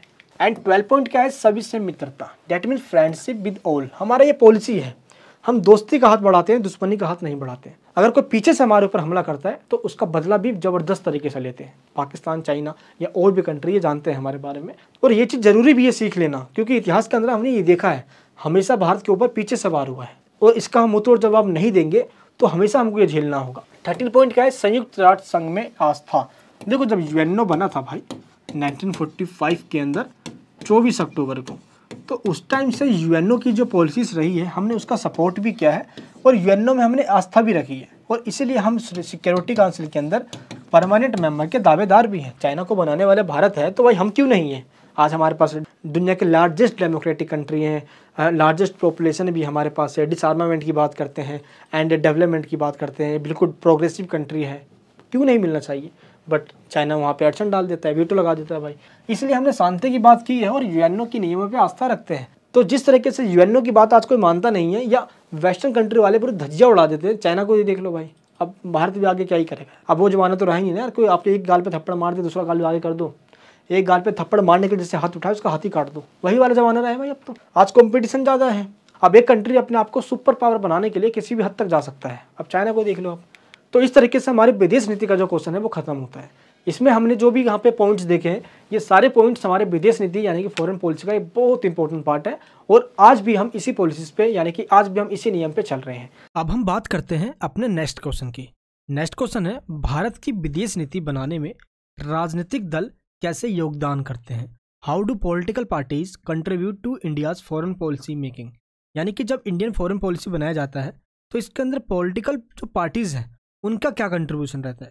देखिए सबसे पहले तो बता दूं आपको मैं कि जो फॉरेन पॉलिसी है ये तो है नहीं कि अपने आप बन जाएगी, इसको कोई ना कोई इंसान ही बना रहा होता है, और ये इंसान किसी पॉलिटिकल पार्टी से बिलोंग करता है। इसलिए हम कह सकते हैं कि पॉलिटिकल पार्टी का भी कंट्रीब्यूशन होता है पॉलिसी मेकिंग के अंदर। तो इसको हम पहले यूँ समझते हैं कि राजनीतिक दल और विदेश नीति यानी कि political parties and foreign policy. देखो लोकतंत्र के अंदर पॉलिटिकल पार्टीज होती हैं, और पॉलिटिकल पार्टीज का ही कंट्रीब्यूशन होता है जब वो गवर्नमेंट बनाती है तो पॉलिसीज बनाने में। अगर हम आज़ादी से पहले की बात करें, भारत एक डेमोक्रेटिक कंट्री है जिसके अंदर अगर दो दल भी होगी तो एक दल तो गवर्नमेंट में ही होगी और एक दल अपोजिशन में होगी। और भारत तो मल्टी पार्टी सिस्टम है भारत के अंदर, तो जहाँ पे एक गवर्नमेंट में है बाकी सब अपोजिशन में है। तो इनका क्रिटिसाइज भी किया जाता है, पॉलिसीज गलत ना बन जाए इस चीज़ को स्पेशल ध्यान भी रखा जाता है अपोजिशन के द्वारा भी, और गवर्नमेंट भी अपना सही काम कर पाती है। पहले हम ये समझते हैं भारत की विदेश नीति को प्रभावित कौन कौन कर सकता है, यानी कि affect the countries foreign policy. देखो इंडिया को फॉरेन पॉलिसी अपनी जैसे कि यूएस से है, तो उसका कैसे संबंध था इतिहास में और अब कैसा रहेगा, इन सभी चीज़ों को देखते हुए इन फ्यूचर में और कैसे बेनिफिट हो सकते हैं, इन सभी चीज़ों को देखते हुए हम अपनी यूएसए से पॉलिसीज बनाएंगे, यानी कि फॉरेन पॉलिसी ध्यान में रखते हुए बनाया जाएगा। एंड जैसे ब्रिटेन भी हो गया या यूएसएसआर हो गया या फ्रांस हो गया, हम सभी कंट्रियों को ध्यान में रखते हुए उनका पास्ट कैसे रहा है, आज प्रेजेंट क्या है और फ्यूचर में कैसा रह सकता है इनके साथ हमारा रिलेशन, इन सभी बातों को देखते हुए हम एक कंट्री से रिलेशन बनाते हैं। लेकिन फॉरेन पॉलिसी पॉलिटिकल पार्टीज कैसे बनाती है। देखो मान लो कि आज पॉलिटिकल पार्टी के रूप में 4-5 पार्टियां भारत में खड़ी हुई है, मैं एग्जांपल दे रहा हूँ, और उनमें से एक पार्टी ये कहती है कि अगर रोजगार यानी कि एम्प्लॉयमेंट के लिए अगर कोई बांग्लादेश से भागकर भारत में आता है घुसपैठ बनकर, तो हम इनको आने नहीं देंगे, हम इनको रोक देंगे। अगर कोई पॉलिटिकल पार्टी का मेंबर ऐसा कह रहा होता है और मान लो वही पॉलिटिकल पार्टी जीत जाती है जो ऐसा कहती है, तो जाहिर सी बात है जीतने के बाद वो ये काम जरूर करेगी, यानी कि बांग्लादेशी घुसपैठियों को आने नहीं देगी। तो पॉलिटिकल पार्टीज के द्वारा जो भी बात कही गई होती है अपनी मैनिफेस्टो के अंदर, कहीं ना कहीं जीतने के बाद वो उसको इम्प्लीमेंट करते ही करते हैं। और लोकतंत्र साहब, यहाँ पे अगर आप अपने इस नीति पे नहीं चलोगे जो आपने कहा है, जो आपने प्रॉमिस करी है, तो यहाँ पे जनता आपका सुपड़ा साफ कर देगी, जैसे कई पॉलिटिकल पार्टीज का हो भी रखा है इस टाइम। तो सभी पॉलिटिकल पार्टीज को जनता का विश्वास जीतना होता है। हाँ, लेकिन ये बात कम्युनिस्ट पार्टी पे एप्लीकेबल नहीं है, क्योंकि कम्युनिस्ट पार्टी के अंदर डेट मीन्स अगर कोई कम्युनिस्ट कंट्री है तो वहाँ पे सिर्फ एक ही पार्टी होती है। जैसे कि चाइना की बात करें, वहाँ पे कम्युनिस्ट पार्टी है और इसी पार्टी को फॉरेन पॉलिसी बनाना है, इसी पार्टी को देश को भी चलाना है। तो जनता के सामने यहाँ पे विकल्प नहीं होता कि वो किसी और पार्टी को चूज कर ले। इंडिया जैसे डेमोक्रेटिक कंट्री के अंदर यहाँ पे मल्टीपल पार्टीज हैं, तो यहाँ पे काफी ऑप्शन भी होता है, बट चाइना में है नहीं। तो ये चीज चाइना के लिए एप्लीकेबल नहीं है कि वहाँ पे जनता हटा देगी। अगर चाइना में जनता ने ऐसा कुछ कर दिया तो चाइना तो उसके बाद दुनिया से हटा देगा, ये चीज़ ध्यान रखना है। चलिए हम बात करते हैं कि भारत में राजनीतिक दलों की क्या भूमिका रही है। देखो भारत के अंदर जो एक्टिवनेस रहा है पॉलिटिकल पार्टीज का, वो 1930 के डिकेड से माना जाता है, यानी कि 1930 के दशक से माना जाता है। लेकिन सबसे पहली पार्टी भारत के अंदर 1885 में 28 दिसंबर को ही बन गई थी। तो आज जिस कांग्रेस को हम देख रहे हैं उसकी स्थापना 1885 में हुई थी इंडियन नेशनल कांग्रेस के रूप में। इंडियन नेशनल कांग्रेस से पहले भी कुछ पार्टीज थी, बट उसका लेवल इंडिया लेवल पे नहीं था, यानी कि कुछ ही सेक्टर में थे, जैसे यूनियन थे, लेबर यूनियन, ट्रेड यूनियन, कुछ इस टाइप में थे। लेकिन first Indian national Congress party बनी जिसका जो वर्चस्व है पूरे भारत में हो पाया। क्यों? क्योंकि इसका पहला मकसद था पूरे भारतीयों को आपस में जोड़ना। तो हम कह सकते हैं कि 1930 से ही भारत के अंदर पॉलिटिकल पार्टीज रही है, लेकिन फॉरेन पॉलिसी बनाने में इनका कोई कंट्रीब्यूशन नहीं रहा है, क्योंकि भारत इस टाइम अंग्रेजों का गुलाम था और विदेश नीति बनाने में भी इनका ही कंट्रोल रहा है। लेकिन भारत को जब आज़ादी मिल गई तो आज़ादी के बाद अब इन्हीं पॉलिटिकल पार्टीज के द्वारा भारत की फॉरेन पॉलिसी बनाए जाने लग गई। अभी जो हमने फर्स्ट क्वेश्चन में जो फीचर्स देखे थे वो कहीं ना कहीं उनमें से काफ़ी सारे पॉइंट्स ऐसे हैं जो जवाहरलाल नेहरू का सपना हुआ करता था, जिसके अकॉर्डिंग हमारी फॉरेन पॉलिसी बनाई गई, क्योंकि भारत के वो फर्स्ट प्राइम मिनिस्टर थे। तो भारत की विदेश नीति को बनाते टाइम ये देखा जाता है कि भारत का संबंध किन देशों के साथ रहा है और उन्हीं को देखते हुए हम अपने अच्छे से विदेश नीति बना पाते हैं। जहाँ पे हम कांग्रेस की बात करते हैं, कांग्रेस हमेशा लोकतंत्र की बात करता है, समाजवादी पार्टी समाजवाद की बात करती आई है। तो अलग अलग पॉलिटिकल पार्टीज की अलग अलग आइडियोलॉजी है। बीजेपी की नेशनलिस्ट पॉलिटिकल पार्टी, यानी कि वो राष्ट्रवाद की बात करती है, हिंदुत्व की बात करती है। तो पॉलिटिकल पार्टीज की आइडियोलॉजी भी अलग होती है। ऐसे आगे चल के हम कुछ और पार्टीज की बात करें जो आगे चल के काफी संकीर्ण हो गई थी। संकीर्ण का मतलब क्या होता है? धर्म के आधार पर बट गई थी। जैसे हिंदुओं के लिए हिंदू महासभा और मुसलमानों के लिए मुस्लिम लीग। तो इन्होंने इनकी आवाज़ें उठानी स्टार्ट कर दी। आगे चल के हम बात करें कम्युनिस्ट पार्टी की, तो भारत में कम्युनिस्ट पार्टी भी बनी 1924 के अंदर। तो कम्युनिस्ट पार्टी का जो वर्चस्व रहा वो बेसिकली आइडियोलॉजी साम्यवाद को लेकर रहा। ये चाहती थी भारत के अंदर जो कम्युनिज्म है, जो कुछ टाइम 1970 रशियन रेवोल्यूशन के टाइम पे रसिया में आया, उसके बाद चाइना 1949 के अंदर आया, और आज़ादी के टाइम पे जवाहरलाल नेहरू भी इससे अफेक्टेड थे, बट पूरे तरीके से हमने सोशलिज्म नहीं अपनाया था, हमारी मिक्स्ड इकोनॉमी थी। बट जो इंडिया की जो कम्युनिस्ट पार्टी है, सीपीआई जिसको कहा जाता है, वो चाहती है भारत को एक कम्युनिस्ट कंट्री बनाना, एक कम्युनिस्ट आइडियोलॉजी को स्प्रेड करना। आगे चल के सीपीआई में टुकड़े हो गए 1964 के अंदर, ये सीपीआई एम बन गई। इसके बाद फिर से सीपीआई एम के टुकड़े हुए, फिर ये सीपीआई एमएल बन गई। तो इसलिए भारत के अंदर आज कम्युनिस्ट पार्टी के 3 रूप पाए जाते हैं, सीपीआई, सीपीआई एम और सीपीआई एमएल। अगर देखा जाए तो इन सभी पॉलिटिकल पार्टीज की जो आइडियोलॉजी है बेशक वो अलग रही है, लेकिन ये कुछ मुद्दे पे एक समान यानी कि एक मत रहे हैं। जैसे कि इंपीरियलिज्म यानी कि साम्राज्यवाद का विरोध इन सभी पार्टियों ने किया है, क्योंकि हम जानते हैं कि हम गुलाम रहे हैं और गुलामी का दर्द क्या होता है। जैसे कि यूरोपियन कंट्रीज के द्वारा एशियन कंट्रीज को काफी गुलाम बनाया गया, तो इन पॉलिटिकल पार्टीज ने इसका काफी विरोध किया। और साउथ ईस्ट एशिया कंट्री के अंदर अगर ब्रिटिश आता है तो इसका भी इन्होंने काफी विरोध किया। कोई भी कंट्री किसी भी देश का गुलाम नहीं हो, इसका इन्होंने काफी अपोज किया।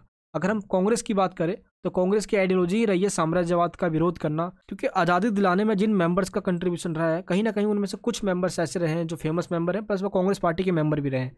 इसलिए उन्होंने इंपीरियलिज्म का विरोध किया है, उपनिवेशवाद का अपोज किया और नस्लवाद का अपोज किया, और ये जो आइडियोलॉजी है वो कांग्रेस की बन गई। और हम देखते हैं अपने फॉरेन पॉलिसी के अंदर भी ये इंपॉर्टेंट एक पार्ट भी है हमारा। तो इस तरीके से कहा जा सकता है कि पॉलिटिकल पार्टी का एक बहुत बड़ा कंट्रीब्यूशन होता है किसी देश की फॉरेन पॉलिसी को बनाने में। ऐसा इसलिए क्योंकि जो इंसान जिस रास्ते पर चलना चाहता है उसी रास्ते को वो अपना प्रिंसिपल बना लेता है, और यही प्रिंसिपल एक देश की फॉरेन पॉलिसी कहलाती है। अगर हम बात करें 1947 की, तो आज़ादी के बाद ही इंडियन नेशनल कांग्रेस की सरकार बनी और नेहरू जी प्रधानमंत्री बने। तो नेहरू जी की काफ़ी सारी जो विचारधारा है वो इंडियन फॉरेन पॉलिसी के ऊपर देखी जा सकती है। जो भी मैंने आपको फर्स्ट क्वेश्चन में फीचर्स बताया उनमें से कई सारे ऐसे पॉइंट्स है जो नेहरू जी के पॉइंट्स है, यानी कि जो नेहरू जी चाहते थे। अगर जैसे हम बात करें नैम यानी गुट निरपेक्ष आंदोलन नेहरू जी के द्वारा, एंड ऐसे काफ़ी सारे और पॉइंट्स है जैसे कि साम्राज्यवाद का विरोध करना, शांति की बात करना, पंचशील जो हमने समझौता पढ़ा है अभी, कहीं ना कहीं नेहरू जी का इसमें काफ़ी बड़ा कंट्रीब्यूशन रहा है। तो ये सब वो प्रिंसिपल है जो आज भी कायम है और आज की पॉलिटिकल पार्टीज भी इसमें एक मत पाया जाता है। एंड थर्ड पॉइंट की बात करें गवर्नमेंट, देखो 1951 में भारत में फर्स्ट जनरल इलेक्शन हुआ, उसके बाद तो समझ लीजिए कि 1975 तक, जब तक आपातकाल नहीं लगा, कांग्रेस पार्टी की गवर्नमेंट रही है भारत के अंदर। हाँ, लेकिन 1974 से लेकर 1977 तक आप कह सकते हो कि टाइम थोड़ा खराब चल रहा था कांग्रेस के लिए।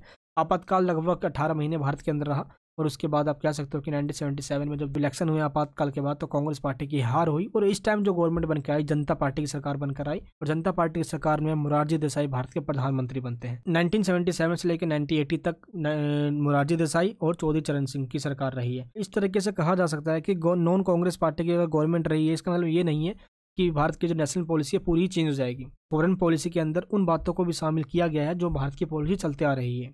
अगर आज हम देखें एटम बम्स की भी बात करें तो हमारी पॉलिसी सेम रही, जैसे कि 1974 के अंदर कांग्रेस की सरकार थी, बेशक उसमें फेल हुए हम, 1998 के अंदर बीजेपी की सरकार थी, हम उसमें पास हुए। ऐसा तो है नहीं कि 1974 में कांग्रेस ने किया तो ये कांग्रेस की बात रही भाई, अब हम नहीं करेंगे। कांग्रेस ने भी किया, बीजेपी ने भी किया, एक में फेल हुए, एक में पास हुए। पास तो हुए ना। अल्टीमेटली जो हमारा गोल रहा है वो नेशनल सिक्योरिटी को लेकर है। हम अपनी सिक्योरिटी से कोई भी कॉम्प्रोमाइज़ नहीं कर सकते। इसलिए कुछ ऐसे इशूज़ हैं जो देश के इशूज़ हैं, यानी कि देश का मामला है, एक इंटरनल पार्टी का मामला नहीं है।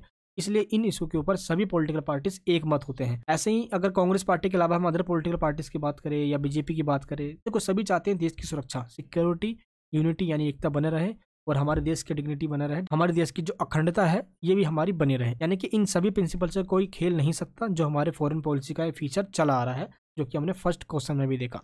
इस तरीके से ये था हमारे पॉलिटिकल पार्टी का कंट्रीब्यूशन एक देश की फॉरेन पॉलिसी को बनाने में, जो वो मैनिफेस्टो में कहते हैं, कहीं ना कहीं गवर्नमेंट बनने के बाद वो उसको पूरा भी करते हैं। तो इस तरीके से ये था हमारा सेकंड क्वेश्चन। आई होप आपको ये क्वेश्चन भी समझ में आ गया हो। चलिए अब बात करते हैं अपने हम नेक्स्ट क्वेश्चन की। चलिए नेक्स्ट क्वेश्चन की बात करते हैं। पश्चिम एशिया के संकट के संदर्भ में भारत के पक्ष का उदाहरण सहित जवाब दीजिए। यानी कि आपको ये बताना है कि जो वेस्टर्न कंट्रीज के अंदर जो क्राइसिस है उसका क्या इम्पैक्ट पड़ता है इंडिया के ऊपर, और ये इंडिया क्या रिएक्ट करता है उन सभी क्राइसिस के ऊपर। दैट मीन्स आपको वेस्टर्न कंट्रीज और जो इंडिया का रिलेशन है आपको इसको डिस्क्राइब करना है और बताना भी है कि उस क्राइसिस के अंदर इंडिया का क्या रोल है। तो मेन की पॉइंट्स है, चलिए आपको मैं ये बता देता हूँ। सबसे पहले हम ये देखते हैं कि पिछले कुछ वर्षों में भारत ने पश्चिम एशिया के देशों, वेस्टर्न कंट्रीज में कौन कौन से देश आते हैं, जो मेन कंट्रीज उसमें इजराइल, सऊदी अरब और संयुक्त अरब अमीरात, ये कंट्री बिल्कुल मेन है जिसमें आते हैं, प्लस जैसे ईरान, सीरिया ये सब भी आ जाता है, बट इनको मेन माना जाता है। उसे देखकर ऐसा लगता है कि भारत इन देशों के प्रति एक संतुलन का रुख अपना के रखा, यानी बैलेंस बना के रखता है। क्योंकि देखो मिडिल ईस्ट कंट्री के साथ हम अपनी ऐसा नहीं है कि बात बिगाड़ लें, क्योंकि वहाँ पे काफी सारे लोगों को रोजगार मिलता है और वहां से हमें तेल भी मिलता है। हम नहीं चाहते भाई हमारे रिलेशन खराब हो जाए। हाल ही में जो सऊदी अरब के जो प्रिंस हैं मोहम्मद बिन सुल्तान, वो दिल्ली में आए थे और इजरायली प्रधानमंत्री भी दिल्ली में आए थे, नेतन्याहू, और हमारे जो रिलेशन है दोनों ही कंट्री के साथ बहुत अच्छे हैं। भारत ईरान को कुछ अलग रखकर अपनी नीतियां तय कर रहा है जिससे कि आने वाले टाइम में उसको फायदा मिल सके। अब हम ये देखते हैं कि भारत का रुख क्या है पश्चिमी देशों के प्रति। सबसे पहले हम बात करते हैं जब 1990 और 91 में जो गुल्फ वॉर दैट मीन्स खाड़ी युद्ध हुआ था, उस टाइम भारत ने पश्चिमी एशियाई देशों के मामले में हस्तक्षेप यानी कि इंटरफेयर ना करने की कसम खा ली थी। यानी कि हम पश्चिमी एशिया के देशों के बीच में कोई भी इंटरफेयर नहीं करेंगे, इससे जो बैलेंस है वो बना रहेगा। दैट मीन्स भारत की जो पॉलिसी थी वो क्या थी, नॉन इंटरवेंस की पॉलिसी थी। क्लियर है यहाँ पे। नेक्स्ट पॉइंट क्या है, भू राजनीतिक दृष्टि से यानी कि जियो पॉलिटिक्स के मामले में देखें हम तो संयुक्त अरब अमीरात और सऊदी अरब के जो प्रिंस है वो कुछ सालों में इस्लामिक उग्रवादी संगठन यानी कि जो इस्लामिक के नाम पे यानी कि जो धर्म के नाम पे जो काफी एक्सट्रीम है और खून खराबा यानी कि उग्र रूप धारण कर लेते हैं, ऐसे ही देशों के अगेंस्ट में संयुक्त अरब अमीरात और सऊदी अरब का एक बहुत बड़ा योगदान रहा है। यही कारण है कि संयुक्त अरब अमीरात और सऊदी अरब के साथ भारत के संबंध बहुत बेहतर हो चले हैं पहले से, और इसी को देखते हुए भारत अपने संबंध बहुत अच्छे भी बना रहा है। क्यों? क्योंकि इन दोनों कंट्रियों का यानी कि जो यूनाइटेड अरब अमीरात है और जो सऊदी अरब है इस्लामिक एक्सट्रीमिस्ट ऑर्गेनाइजेशन के अगेंस्ट में ये आवाज़ उठाते आ रहे हैं, जिसकी वजह से ये इंडिया के एक क्लोजर फ्रेंड भी बनते जा रहे हैं। ये चीज़ आपको ध्यान रखना है। अगर पिछले कुछ महीनों की बात करें हम तो अगस्ता वेस्टलैंड केस में कुछ 3 आरोपी पाए गए थे। कहाँ पे? संयुक्त अरब अमीरात के अंदर। उस टाइम से रिलेशन भी काफ़ी हमारे बेहतर होते चले गए, यानी कि संयुक्त अरब अमीरात जो है वो हमें हर कंडीशन में हमारी हेल्प करने के लिए तैयार बैठा रहता है। इसी बीच भारत ने इजराइल के साथ भी सैन्य एवं सुरक्षा संबंधी अनेक समझौते किए हुए हैं। इजराइल भारत का एक बहुत अच्छा दोस्त रहा है और टेक्नोलॉजिकल और डिफेंस के क्षेत्र में इसने हमारी बहुत हेल्प करी है। देखो भारत को एक मॉडर्न वेपन्स के रूप में बहुत टूल्स चाहिए, जैसे कि ड्रोन वगैरह हो गए, ये हमें इजराइल दे पा रहा है। 1999 में जब कारगिल वॉर हुआ उस टाइम भी इजराइल ने पाकिस्तान के खुफिया जो जानकारी है वो भारत तक यानी कि हमारे तक पहुँचाया, और उस टाइम भी इसने हमारी तकनीकी यानी कि जो डिफेंस के मामले में जो इसने हमारी हेल्प करी, सप्लाई किया, इसने हमें बहुत हेल्प किया कारगिल वॉर को। तो इजराइल का बहुत बड़ा हेल्प था हमारे पे कारगिल वॉर को जीतने में। नेक्स्ट पॉइंट क्या है, आर्थिक रूप से तेल की कम कीमतों के बावजूद संयुक्त अरब अमीरात और सऊदी अरब इन दोनों ने भारत में बहुत बड़ा इन्वेस्टमेंट कर रखा है। उनके पास क्षमता भी है। भारत के साथ उनके संबंधों की एक बहुत बड़ी संपत्ति यह है कि 44 अरब डॉलर का जो तेल संयंत्र है वो आज इसमें बनाया जा चुका है, और आने वाले टाइम में ऐसा कहा गया है सऊदी अरब के द्वारा कि 100 अरब डॉलर का निवेश भारत में सऊदी अरब करने जा रहा है। तो ये हमारे लिए बहुत बड़ी बात है, क्योंकि जब भी इन्वेस्टमेंट बढ़ता है तो सरकार को इससे अच्छा खासा टैक्स मिलता है, और ये चीज़ हमें ध्यान रखना है। तो जब मैं हिंदी मीडियम में इधर दिखा रहा होता हूँ तो मैं इंग्लिश की PDF भी ऑन कर दूंगा, प्लीज़ जरूर देख लेना, क्योंकि एक ही टाइम पे दोनों PDF को ऑन करना मुश्किल हो जाता है। तो मैंने दोनों तरफ ये PDF ऑन कर दिया, एक तरफ हिंदी मीडियम, एक तरफ इंग्लिश मीडियम में, ताकि आपको कोई भी दिक्कत ना आए। चलिए अब हम एक एक करके पॉइंट्स को समझते हैं, जिस हम पॉइंट्स को यहाँ पे देख रहे थे। तो सऊदी अरब भारत के अंदर आने वाले टाइम में $100 अरब का इन्वेस्टमेंट करने जा रहा है। तो ये हमारे लिए बहुत बड़ी खुशखबरी की बात होने वाली है, यहाँ पे आप देख सकते हो। इसके बाद हम ये देखते हैं कि भारत उन 8 देशों में शामिल है जिनके साथ सऊदी अरब ने एग्रीमेंट किया हुआ है और हमारे बहुत अच्छे रिलेशन भी है। ये चीज़ आप यहाँ पे देख सकते हो। देखो, ईरान के द्वारा इस्लामिक जो आतंकी है उनको मदद की जाती है। इसी वजह से जो इजराइल है उसके साथ इसके रिलेशन हमेशा खराब रहते हैं, क्योंकि ईरान ने सीरिया में अपने ठिकाने बना रखे हैं और यहाँ पे हमेशा बमबारी चलती रहती है। और हाल ही में देखा जाए तो ईरान रेवोल्यूशनरी गार्ड की हत्या कर दी गई थी, जिसमें 27 सदस्य भी मारे गए थे। और ऐसे ही जब पुलवामा अटैक हुआ तो इसमें हमारे 40 वीर जवान मारे गए। तो इसी तरीके से भारत और ईरान दोनों मिल गए पाकिस्तान के खिलाफ में, क्योंकि कहीं ना कहीं टेररिज्म के अंदर पाकिस्तान का नाम आने लग गया था। इसलिए भारत और ईरान यहाँ से थोड़े से एक हो गए। पश्चिम एशिया के अंदर संयुक्त अरब अमीरात हो गया, सऊदी अरब हो गया और ईरान हो गया। कहीं ना कहीं हमारे संबंध अच्छे हुए, लेकिन आगे चल के क्या हुआ कि अमेरिका ने ईरान पर अनेक प्रतिबंध लगा दिया, यानी सेक्शन लगा दिया। हुआ ये कि अमेरिका ने मना कर दिया कि अब ईरान से कोई भी ट्रेड यानी कि ट्रेड एक्टिविटी नहीं करेगा। बट भारत ने अमेरिका से 6 महीने का टाइम लिया कि भाई हमें 6 महीने दो और हम अपनी जो एनर्जी है, क्योंकि जो तेल हम वहीं से लेते हैं, वो हम ले सकें। लेकिन जब इन प्रतिबंधों से ईरान मुक्त हुआ तो हमारी जो टेंशन थी वो थोड़ी कम हो गई, क्योंकि ईरान यानी जो मिडल ईस्ट कंट्रीज है यहीं से हमारा तेल आता है। क्योंकि भारत ने ईरान से चाबहार पोर्ट समझौता किया हुआ है। चाबहार पोर्ट समझौता एक ऐसा समझौता है जिसके तहत भारत ईरान से कच्चा तेल खरीदता है और यही तेल हमारी आपूर्ति को पूरा करता है। चाबहार पोर्ट भारत के लिए बहुत ज्यादा इंपॉर्टेंस रखता है, क्योंकि जब अमेरिका ने ईरान पे प्रतिबंध लगाया तो इससे थोड़ा डर कायम हुआ कि भाई अब क्या होगा। तो डाउट तो थोड़ा होना ही था, इसलिए भारत ने कोई ऑल्टरनेटिव पार्टनर भी ढूंढना स्टार्ट यहाँ पे कर दिया था। पश्चिम एशियाई देशों में ईरान के प्रभाव को नकारा नहीं जा सकता, क्योंकि ईरान अफगानिस्तान में तालिबान को बनाए रखना चाहता है अमेरिका के विरुद्ध, क्योंकि अमेरिका फिर से अफगानिस्तान में ना आए, इसलिए वो चाहता है कि तालिबान रहे अफगानिस्तान के अंदर। देखो, इजराइल, सऊदी अरब और संयुक्त अरब अमीरात, इन तीनों ने अमेरिका के साथ दोस्ती बना रखी है और इसी दोस्ती का ईरान विरोध करता है। और अमेरिका ने इन तीनों देशों के साथ मिलकर एक ग्रुप बना लिया जिसका नाम था MESA, that means middle east security alliance. लेकिन भारत के लिए दोनों पार्टियों के बीच में बैलेंस बनाना बहुत बड़ा चैलेंजेस है, क्योंकि भारत चाहता है MESA, ये जो मैंने आपको 3 कंट्री बताया, इन कंट्री के बीच में और ईरान के बीच में बैलेंस बना के रखे और नेशनल इंटरेस्ट को सबसे ऊपर रखे, क्योंकि तेल की आपूर्ति है वो यहीं से होगी और जहां से भी आपको फायदा होता है वहां पे रिलेशन आपको बना के ही रखना चाहिए। और IR, that means international relation के अंदर जियोपॉलिटिक्स का बहुत बड़ा पार्ट भी है। चलिए, ये था हमारा नेक्स्ट क्वेश्चन। आई होप आपको ये समझ में आ गया होगा। तो पश्चिम एशियाई के देश भारत के लिए काफी इंपॉर्टेंट है, उनके साथ रिलेशन हमारे पहले से ही बेहतर है और अभी भी बेहतर चले आ रहे हैं। भारत कभी भी इनके साथ नहीं बिगाड़ता है। नेक्स्ट क्वेश्चन क्या कहता है कि अंतर्राष्ट्रीय आतंकवाद और इससे जूझने के लिए भारत की तैयारी को समझाना है आपको। इंटरनेशनल टेररिज्म को लेकर भारत ने अपने क्या प्रिपरेशन किया हुआ है, चलिए हम पहले इसको समझते हैं। देखो, अंतर्राष्ट्रीय आतंकवाद एक देश का मुद्दा नहीं है, सभी देशों का मुद्दा है। ये आतंकवाद से कोई एक देश अकेला नहीं लड़ सकता, क्योंकि आतंकवाद से सभी देश प्रभावित है। आतंकवाद कभी देश और वेश देख के नहीं मारता, वो जहां से उनको फायदा होता है वो वहीं पे जाके खून खराबा करना स्टार्ट करते हैं। जब 9/11 की घटना हुई, जब से अमेरिका की आंखें खुली आतंकवाद को लेकर, क्योंकि जिन लोगों को वो पाला जा रहा था वही लोग आतंकवाद के रूप में अमेरिका के भी गले के कांटे बन गए। इसलिए आगे चल के जब हम बात करते हैं अमेरिका की या हम किसी वेस्टर्न कंट्रीज की, तो सभी आतंकवाद के खिलाफ है, लेकिन कुछ कंट्री जो आतंकवाद का सपोर्ट करते हैं सिर्फ इसलिए कि अशांति बना रहे। अमेरिका भी उन्हीं में से एक है। ये चाहता है कि अशांति बना रहे, तभी तो इनके हथियार बिकेंगे। दुनिया में शांति फैल जाएगी तो इनके हथियार कौन खरीदेगा भाई।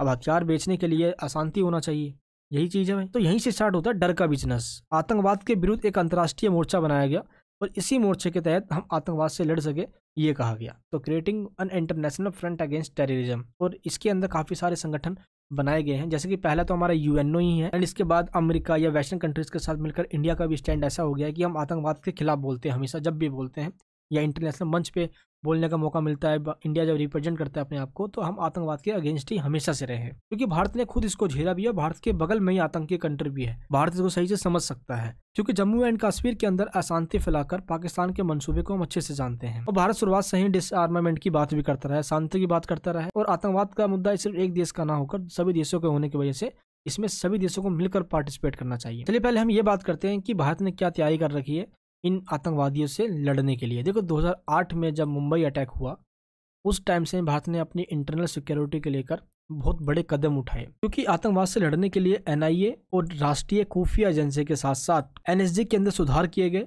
जिससे कि हम आतंकवादियों से लड़ सके। सेंट्रल और स्टेट गवर्नमेंट ने खुफिया और सुरक्षा एजेंसियों के बीच करीबी बढ़ाई अपनी और बैलेंस बना के चले, जिससे कि आतंकवादियों से लड़ा जा सके। जिसके अंदर आईबी हो गया या रो हो गए, इनका मेन मुद्दा क्या होता है कि अपने देश के बॉर्डर के बाहर से खुफिया एजेंसी यानी कि जो जानकारी है वो जुटा कर लाना, जो हमारे देश के अगेंस्ट में चल रही है, जिसमें आईबी और जिसके अंदर रो का बहुत बड़ा कंट्रीब्यूशन होता है, चाहे वो आईबी वगैरह क्यों ना हो जाए, इंटरनेट यानी कि इंटेलिजेंस ब्यूरो क्यों ना हो जाए। खुफिया और सुरक्षा एजेंसियां संभावित ISIS भर्ती की पहचान करते हैं ये, क्योंकि आज भी पाक ऑक्युपाइड जो कश्मीर है, जहाँ पे उसने अवैध रूप से कब्जा किया हुआ है, वहाँ पे ऐसे काफ़ी लोगों को वो ट्रेनिंग देता रहता है। और इस बीच भारत ने भी इसकी तैयारी की हुई है अपनी खुफिया एजेंसियों के साथ मिलकर, क्योंकि भारत आंतरिक सुरक्षा की चुनौतियों से निपटने के लिए तैयार है और इसलिए सशस्त्र पुलिस बलों की शक्ति में भी बढ़ोतरी कर दी गई है। चेन्नई, कोलकाता, मुंबई, हैदराबाद में NSG एक हब बना दिया गया है, जिससे कि इनको कोई दिक्कत ना आए। जब भी इनको विमान की जरूरत पड़े, कोई भी हेलीकॉप्टर या हवाई जहाज की जरूरत पड़े, तुरंत ऑन द स्पॉट इनको ये मिल जाए, यानी कि इमरजेंसी के लिए पूरा इनको पावर दिया गया है। एंड जो अप्रवासन की जो समस्या बढ़ रही है, एक देश से दूसरे देश में जाने की समस्या, सरकार भी इस पे कड़े कदम उठा रही है, क्योंकि कभी कभार क्या होता है, इसका मिसयूज करके कोई आतंकवादी लोग घुस आते हैं। जैसे कि हम देखते हैं कि बांग्लादेश या नेपाल से या कुछ भारत से जो बॉर्डर के लगे हुए देश हैं, उनसे कभी कभार गलत लोग भारत में आ जाते हैं, गलत मंसूबे के साथ आतंकी या अशांति फैलाने के लिए। सीमा की घेराबंदी, फ्लड लाइट, आधुनिक या उस तकनीक निगरानी के लिए हमने यूज किया हुआ है, जिससे कि हम आतंकवादियों पे निगरानी रख सके। हम अपने डिफेंस सिस्टम को और मजबूत कर रहे हैं इजराइल, फ्रांस और रसिया के साथ मिलकर, जिससे कि हमारा जो डिफेंस सिस्टम है और वो मजबूत हो सके। देखो, इंटेलिजेंस सेटअप को हम अपग्रेड करते जा रहे हैं, जिससे कि जो तटीय सुरक्षा है हमारी, वैसे राज्य जो नदियों या समुद्र से घिरे हुए हैं, हम वहां पे नजर रख सके, जिससे कि उस रास्ते से कोई भारत में एंटर ना हो जाए। 2008 और 2012 में गैर कानूनी गतिविधि रोकथाम अधिनियम 1967 में अमेंडमेंट कर इसको और कठोर बना दिया गया कि अगर कोई ऐसा पाया जाता है तो उसको दंड बहुत तगड़ा दिया जाएगा, जिससे कि लोग की रूह कांप जाएगी। बट होता क्या है यार, आतंकवादी जब पकड़ा जाता है तो उसको सालों भर से पहले जेलों में डाला जाता है। अभी जब याकूब में उनको फांसी दी गई, इससे लगा कि नहीं भाई, अब सरकार का स्टैंड बिल्कुल क्लियर हो चुका है। बट देखो, भारत के अंदर जो आतंकी गतिविधियां वो कम जरूर हुई है, बट रुकी नहीं है। अब इसी पे हमें ध्यान देना है, और सरकार की और देश की सरकार हमेशा अलर्ट पे रहती है अपनी सुरक्षा को लेकर। सरकार ने नेशनल इंटेलिजेंस ग्रिड की स्थापना आतंकवाद और आंतरिक सुरक्षा खतरों से निपटने के लिए ही की है। तो आपको ध्यान रखना है, नेशनल इंटेलिजेंस ग्रिड जो कि आतंकवाद के लिए सरकार ने बनाया हुआ है, इसे निपटने के लिए, आतंकवाद से निपटने के लिए। आतंकवाद के प्रति अपनी जीरो टॉलरेंस नीति के हिस्से के रूप में भारत ने अलग अलग बहुपक्षीय तथा द्विपक्षीय मंचों पर आतंकवाद के वित्त पोषण सहित क्रॉस बॉर्डर आतंकवाद के मुद्दे को उठाया है। जैसे कि आज देखते हैं तो पाकिस्तानी फंडिंग देता है, तो इनको जो फंडिंग मिलती है ये कहाँ से मिलती है, इनकी फंडिंग को रोका जाए। भारत की नोटबंदी का एक रीजन ये भी दिया गया था कि आतंकी फंडिंग में कमी आ जाएगी और उनको पैसा नहीं मिलेगा। तो ये सारे वो पॉइंट्स है जिससे हमने ये पता लगाया कि भारत ने अपने आतंकी गतिविधियों को रोकने के लिए तैयारी क्या करी हुई है। ठीक है, यहाँ पे चलिए अब हम देखते हैं नेक्स्ट क्वेश्चन, संकट प्रबंधन क्या है, यानी कि what is the crisis management. मैं पहले आपको ये समझा देता हूँ, ये जो मैं आपको नोट्स दिखा रहा हूँ, इसमें जो क्वेश्चंस दिखा रहा हूँ, ये आपके किसी एक पर्टिकुलर चैप्टर से क्वेश्चन है। जितने भी मैं आपको क्वेश्चन दिखा रहा हूँ, आपको उन्हीं चैप्टर पर ज्यादा फोकस करना है। अब ये क्वेश्चन डायरेक्ट या इनडायरेक्ट या घुमाकर या उन चैप्टर में से कोई सा भी क्वेश्चन आपसे पूछा जा सकता है। ये क्वेश्चन वो हैं जो पिछले साल के पेपर में आए हुए हैं। अगर आप इन क्वेश्चन को समझ लेते हो तो चैप्टर का थीम आपको समझ में आ जाएगा। तो इसलिए आपको मैं इन सारे क्वेश्चंस को हल्के में बता दे रहा हूँ। तो संकट प्रबंधन कैसे कहते हैं, क्राइसिस मैनेजमेंट। देखो, क्राइसिस के टाइम पे अगर मैनेजमेंट करने की समस्या पैदा हो जाती है तो वो कैसे किया जाएगा। अब मान लो कि एक देश के अंदर गृह युद्ध हो गया, सिविल वॉर हो गया, जैसे श्रीलंका में क्या होता, तमिल और सिंगलों के बीच में हो गया था। अब ऐसे ही क्राइसिस से बचने के लिए सरकार ने क्या तैयारी कर रखी है, तो आपको ये बताना है इस क्वेश्चन के अंदर। सरकार की स्ट्रेटजी बतानी है। मान लो कि अगर कोई कंट्री है तो वो कंट्री कैसे तैयारी करता है लेकर, तो सरकार की स्ट्रेटजी, सरकार की पॉलिसी, एंड इस टाइम सरकार ने क्या अपना स्टैंड लिया हुआ है, सरकार के रिलेशन बताना है।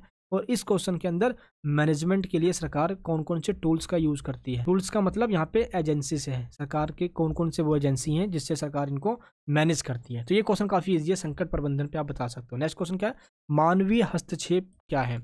मानवीय हस्तक्षेप का मतलब क्या होता है। अब देखोगे कि मानव के पास, एक इंसान के पास मानव अधिकार मिला हुआ है। अब अगर इस मानव अधिकार का वॉयलेंस होता है, अगर इनका उल्लंघन होता है, तो इन उल्लंघन के मामले में सरकार ने क्या बंदोबस्त, यानी सरकार ने क्या इंतजाम किया हुआ है।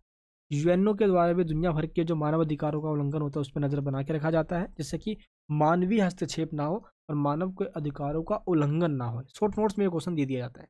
नेक्स्ट क्वेश्चन क्या है कि जलवायु परिवर्तन पर क्योटो बैठक की महत्व को बताइए, यानी क्योटो प्रोटोकॉल के बारे में आपको बताना है। देखो, क्योटो प्रोटोकॉल यूएनओ की एक एजेंसी है जिसका नाम है UNFCCC, that means United nation framework convention on climate change. तो क्लाइमेट चेंज को लेकर एक ये एग्रीमेंट था जो कहाँ पे हुआ था, ये हुआ था जापान के एक सिटी, एक शहर क्योटो के अंदर।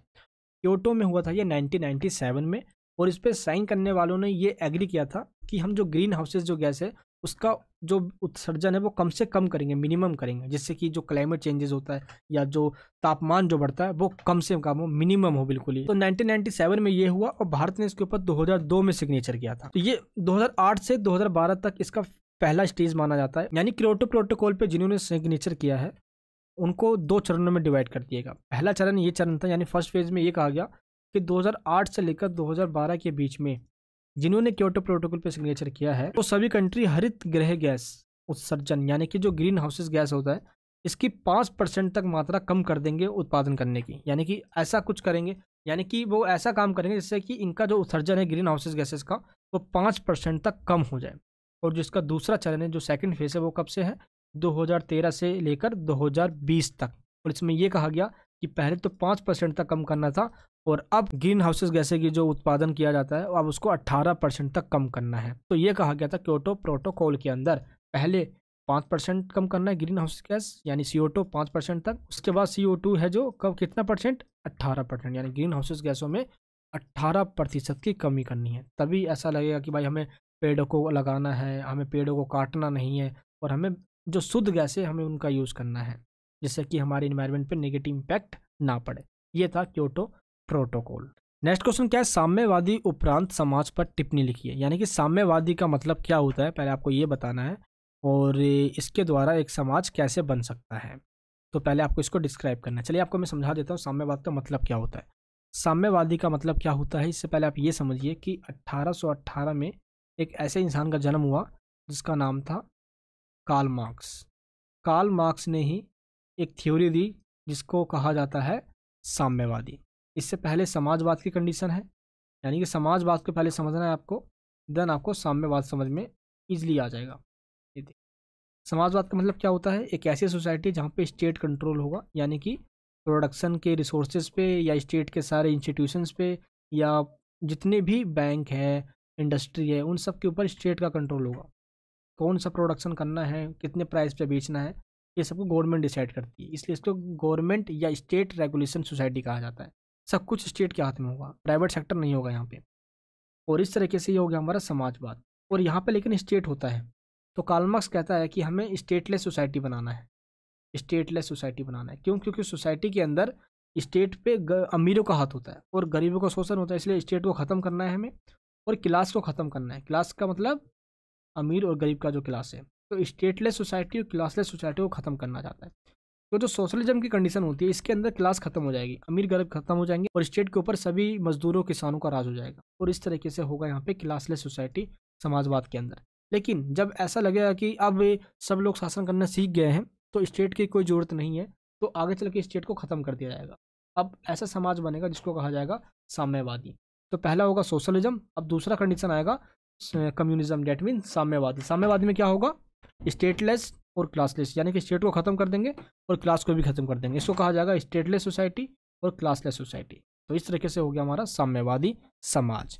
अब हम बात करते हैं साम्यवादी समाज के अंदर होता क्या है। साम्यवादी समाज के अंदर ना ही स्टेट होगी, ना ही कोई राज्य होगा, और ना ही कोई क्लास होगी, ना ही कोई वर्ग होगी, या ना ही कोई अमीर गरीब होगा और ना ही कोई राज्य होगी।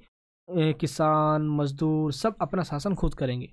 यहाँ पे कोई पूंजीपति नहीं होगा, सभी के पास इक्वल तरीके से जो प्रॉपर्टी है, जो रिसोर्सेज है, वो डिस्ट्रीब्यूट कर दिया जाएगा ताकि समाज के अंदर असमानता ना आए। तो इसके ऊपर मैंने वीडियो बनाया हुआ है साम्यवाद के ऊपर, आई होप आपको पता होगा। तो ये था साम्यवादी समाज। नेक्स्ट क्वेश्चन क्या है कि संयुक्त राष्ट्र में गैर सरकारी संगठनों की भूमिका और योगदान को समझाइए। देखो आपको पहले ये बताना है कि यूएनओ क्या है। यूएनओ की स्थापना 24 अक्टूबर 1945 में हुई थी। किस लिए हुई थी, ताकि कोई थर्ड वर्ल्ड वॉर ना हो, क्योंकि सेकेंड वर्ल्ड वॉर को रोकने में लीग ऑफ नेशन फेल हो गया था, इसलिए लीग ऑफ नेशन को ख़त्म कर दिया गया था। 1939 में जब वर्ल्ड वॉर सेकंड स्टार्ट हुआ तो लीग ऑफ नेशन खत्म हुआ और उसके बाद 1945 में यूएनओ बनाया गया ताकि वर्ल्ड वॉर थर्ड ना हो जाए।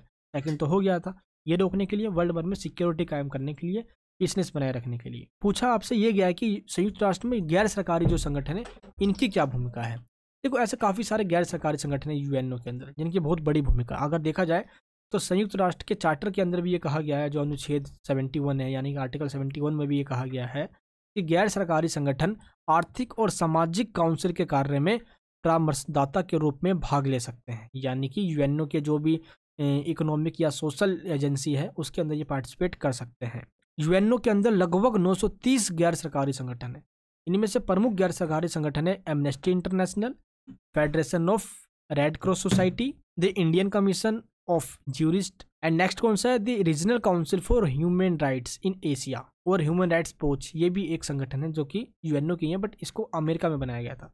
एंड नेक्स्ट क्या है संयुक्त राष्ट्र जन सूचना विभाग और गैर सरकारी संपर्क सेवा NGLS के माध्यम से बड़ी संख्या में गैर सरकारी संगठनों का प्रभाव बढ़ता जा रहा है। इनमें से ज़्यादातर संगठन का काम यह है, ऑर्गेनाइजेशन का काम यह है कि अगर कहीं पे भी ह्यूमन राइट्स का वॉयलेंस हो रहा है तो उनके ऊपर मीडिया भर का ध्यान दिलाना, यूएनओ का ध्यान दिलाना, फोकस करवाना ताकि उनका जल्दी से सॉल्यूशन हो सके। तो मेनली इनका काम क्या है, मानव अधिकारों पे काम करना। तो इस तरीके से ये मानव अधिकारों की मॉनिटरिंग करती है ताकि उनका वॉयलेंस ना हो सके। जैसे मिडिल ईस्ट कंट्री के अंदर कभी कभार देखा जाता है या अफ्रीकन कंट्री के अंदर देखा जाता है। बट ये घटना शीत युद्ध के टाइम बहुत ज़्यादा हो रही थी, इसलिए शीत युद्ध के टाइम, कोल्ड वॉर के टाइम इनका कंट्रीब्यूशन भी ज़्यादा था। अभी नहीं है कि ऐसा खत्म हो गया, ये आज भी ये है। इसलिए ये संगठन आज भी कायम है जो कि दुनिया भर के अंदर तनाव को कम करने, संघर्ष भरा जो जिंदगी है उसको कम करने के लिए और ह्यूमन राइट्स को बचाने के लिए बनाए गए हैं। तो ये चीज़ आपको ध्यान रखना है यहाँ पे। अब मैं आपको जल्दी से बता देता हूँ नेक्स्ट क्वेश्चन क्या है। चलिए, यूरोपीय संघ बताना है और भारत और लातिन अमेरिका यानी कि लैटिन अमेरिका के कैसे रिलेशन है आपको इसके बारे में बताना है। देखो, यूरोपीय संघ की स्थापना तो ऐसे 1992 में हुई है ऑफिशियली देखा जाए, वरना तो ऐसे 1948 से ही काम कर रहा है। इसके नाम बदले गए 1956 के अंदर, 1986 के अंदर, नाम काफ़ी बार इसके बदले गए। फाइनली माड्रिड की संधि के बाद 1 नवंबर 1992 को यह अस्तित्व में आ गया था। और इस प्रकार आज यूरोपीय संघ 28 देशों का एक ग्रुप है और इसका अपना ही एक झंडा है, अपना ही एक संविधान है, इसकी अपनी ही एक करेंसी है जिसको यूरो कहा जाता है, जिसका इंपॉर्टेंस डॉलर से भी ज़्यादा है। तो इस तरीके से जो EU है आपस में जो 28 कंट्री से मिलकर बना हुआ है, इनका अपना ही संविधान भी है, अपना ही इनकी वैल्यू भी है। जैसे देखोगे आपस में शांति के लिए काम करते हैं, यानी पीसनेस, वैल्यूज और वेलबिंग के लिए काम करते हैं। आपस में ये किसी भी कंट्री में जा सकते हैं, 28 कंट्री का, स्पेन का पुर्तगाल में जा सकता है, पुर्तगाल का जर्मनी में जा सकता है विदाउट एनी वीज़ा। तो सबसे बड़ी बात इनके लिए ये है। लिबर्टी, इक्वलिटी की बात करते हैं, जस्टिस की बात करते हैं, सस्टेनेबल डेवलपमेंट की बात करते हैं, डेवलपमेंट के अंदर लोगों को रोजगार मिल सके इसकी बात करते हैं, एंड समाज के अंदर जो भेदभाव उसको खत्म करने की बात करते हैं, ये सबसे है। एंड टेक्नोलॉजी का लेन देन कर सके, 28 कंट्री आपस में गुड्स एंड सर्विसेज का भी लेन देन कर सके, ये मेनली इसके ऊपर बात करते हैं। तो इनका जो मेन पर्पज़ है आपस में विकास करना, आपस में मिलजुल कर रहना, और इसीलिए ये तरक्की पे भी है। आप देखोगे इनकी पॉपुलेशन जो है कंट्री की वो काफ़ी कम है और जो समस्याएं वो कम से कम कर रखी है, इसलिए इनको वेस्टर्न कंट्री यानी कि डेवलप्ड कंट्री भी कहा जाता है। इसके बाद जो हमने देखा, ये सारे मैंने अपने नोट्स में शामिल किया हुआ है, इस नोट्स को जरूर आप डाउनलोड कर लेना। नोट्स के लिंक नीचे वीडियो को डिस्क्रिप्शन बॉक्स में दिया हुआ है। अब हम बात करते हैं लैटिन अमेरिका के साथ। तो लैटिन अमेरिका के साथ ये भारत के संबंध बहुत अच्छे रहे हैं।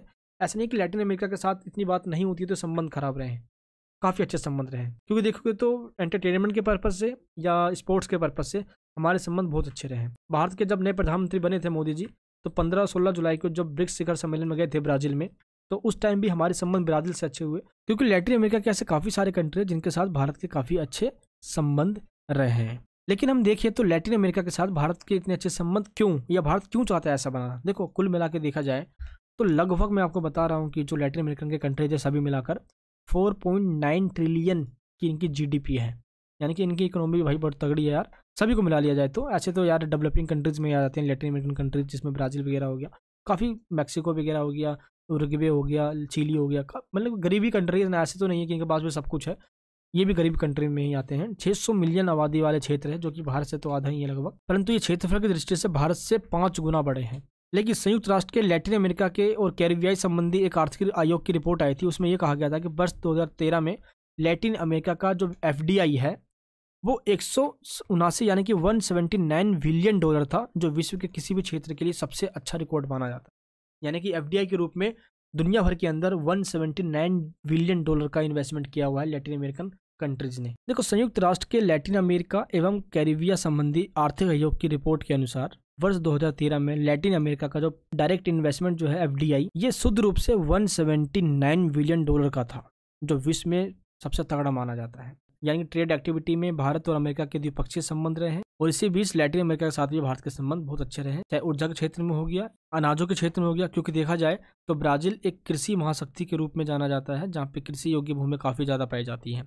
इसलिए हमारे संबंध आर्थिक रूप से, सांस्कृतिक रूप से और कूटनीतिक रूप से तीनों ही सेक्टर में काफ़ी इंपॉर्टेंस माने जाते हैं।